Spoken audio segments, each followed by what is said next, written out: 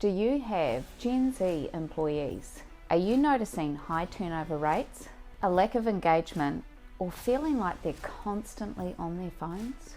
You're not alone. Many leaders are really struggling to understand and connect with this new generation of our workforce. It can be easy to get frustrated with their need for constant feedback, their focus on work-life balance, and their seemingly short attention spans. But the truth is, Gen Z brings a whole new fresh perspective and valuable skills to our workplace. The challenge as a leader is adapting to this new generation so you can meet their needs and expectations and hopefully continue to attract and retain this workforce.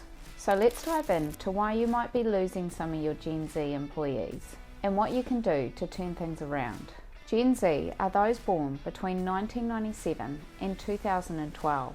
It is a generation shaped by technology, social media, and a focus on purpose. They grew up with constant connectivity, social justice movements, and a global pandemic. They value purpose, authenticity, flexibility, and work-life balance. They're usually looking for more than just a paycheck. They want to feel valued and like they're making a difference. They're tech-savvy, entrepreneurial, and incredibly diverse. Many leaders are making some critical mistakes when it comes to their Gen Z workforce. Here are some common culprits. Number one is lack of flexibility. Rigid work schedules and limited remote options are a major turn-off. Number two is outdated communication. Gen Z thrives on open and transparent communication. Emails and formal meetings are not enough. Number three is ignoring mental health. Gen Z prioritizes well-being. Leaders who aren't supporting this are out of touch. Number four is lack of purpose. If Gen Z doesn't see how their work contributes to something greater, they'll start looking elsewhere. So to attract and retain our Gen Z employees, we probably have to adapt. The first one is embracing that flexibility. You can offer remote work options, flexible schedules, and the ability to work from anywhere. This can be a real challenge if you don't already have this set up within your organisation. But with the pandemic and overall people being less accommodating of others that appear to be sick, hanging around in the office, working from home options are pretty smart.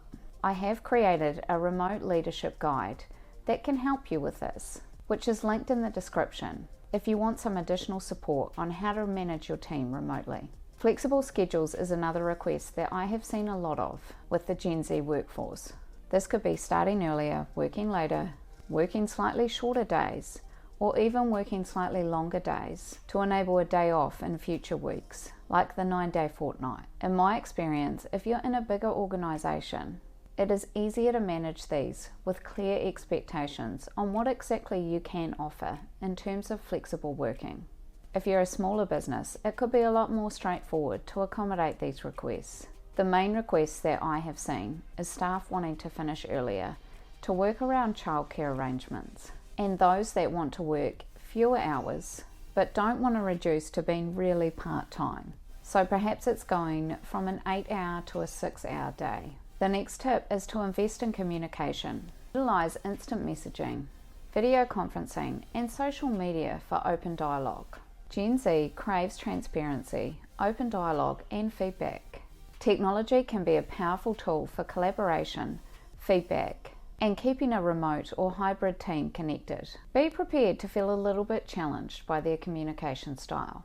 They are far more likely to tell you what they really think than to appease you or your position. They're generally not afraid to ask questions or challenge the status quo. Embrace this. Their fresh perspectives can be really valuable. I would try and provide the opportunity to have time for feedback as part of your natural rhythm and be open to some new ideas. If you have a structure that's organised around formal meetings and email communication, it might be time to review and adapt. I have been in leadership for over 17 years and I have seen a marked change in how we communicate and organise ourselves. There's not only the obvious shift to video calls for meetings rather than in-person round the table, but the incorporation of technology in these types of meetings can actually be a real game changer. It's far more aligned with the Gen Z's tech-savvy ways of communicating You can use emojis, polls, chat messages all throughout the meeting to communicate ideas and provide feedback on what people are thinking during the meeting. It's hard not to be engaged in these sort of meetings when you can incorporate so many options around technology. You can even play online games, which when I first started in leadership would have definitely been out of the window. One way that I have tried that works quite well is to give staff more control in the meeting. So for example, if you have a monthly team meeting where everybody comes together, you can give individuals or groups of individuals the responsibility of running the meeting. It can be an opportunity for them to put their own creative spin on how the meetings run. The other tip is to prioritize well-being. Creating a supportive work culture that values mental health is really important. But managing well-being can be a real leadership challenge. There is a lot of evidence that the health and well-being of Generation Z is under a lot of pressure, and they report higher levels of anxiety, depression, and mental health challenges compared to previous generations. Gen Z is more open to communicating about this to their friends, family, and their employer. So it is important that you have a mechanism to manage this. It could be that your organisation has wellbeing days that are used, or access to subsidised counselling services, or even free counselling. Being flexible for remote working can also help for those individuals who perhaps feel more anxiety about being in the group or in an office setting at certain times. I think the main thing is to be open.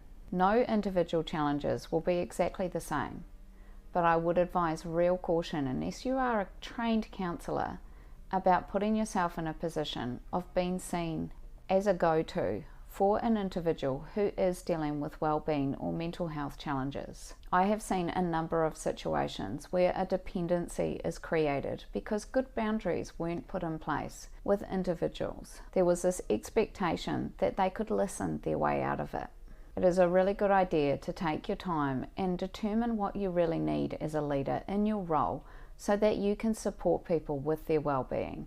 And it could be that you need more access to tools and resources so that you can direct them on where to go. But familiarising yourself with what is available and what you can do when you're faced with a situation is always a good idea first. The other part of managing well-being is managing leave, ensuring your staff take adequate leave, and that you are tracking significant numbers of unplanned leave, like sick leave, so that you're aware of any red flags that could be presenting themselves. I have created a free leave tracker, which is linked in the description if you want to see an example of how you could be managing this in your team. Gen Z is a generation that will prioritise their well-being and their health over career advancement, so it is always good to have the resources and tools to support them. And all of your other staff too, of course. The next tip is defining your purpose. This is about clearly communicating the company's missions and values and how each individual actually contributes to this. Gen Z want their work to matter. Show them how their role contributes to the bigger picture. Highlight the impact that their work creates and link it to the values. I have talked a lot in previous videos about how to connect your values to your leadership, and I've linked a video about this on your screen.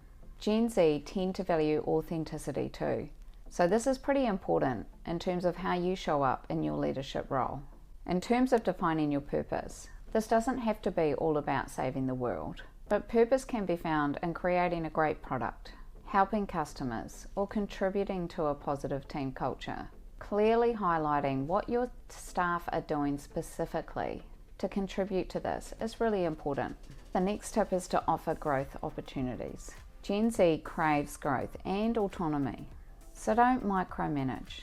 Give them clear expectations, then provide them with the tools and the resources to support them in achieving these. Encourage them to take ownership over their roles and offer opportunities for skill development.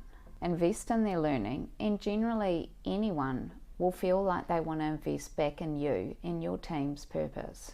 I have also found it helpful to highlight how they can progress, particularly for those who are quite ambitious and want to know what the pathway is for them to have opportunities to grow into something more. I have also done this for leaders. Providing a clear pathway for your own leadership journey can really fuel your feelings of purpose and opportunities for growth in your current role, which is the same for your people. Make sure that if they're keen to develop and grow, you know how to offer them the opportunities to do so, or where to direct them to how they can. If you want to see how you can create your own leadership pathway, check out the link in my description for the Leadership Career Blueprint. Gen Z really values a healthy work-life balance and a positive work environment. As with anyone in your workforce, it always helps to recognise achievements, big or small. Celebrate wins together, both online and offline. Try to promote a culture of engagement and fun. This doesn't have to be expensive. It could even be as small as casual Friday dress codes or eating lunch together. It can go a long way towards promoting that idea of a healthy team culture where the team are actually connected and want to spend time together. By understanding Gen Z and adapting your leadership style, you can help create a culture that leads them to stay and thrive and not drive them away. Leading Gen Z isn't about changing who you are. It's about adapting and embracing their unique perspectives and strengths. But if you suspect, after embedding some of this and trying to adapt your style, that someone is maybe not quite the right fit for their role, then check out the video linked on your screen for tips on how to deal with this and the signs that might show that your employee is in the wrong job. Thanks very much for watching.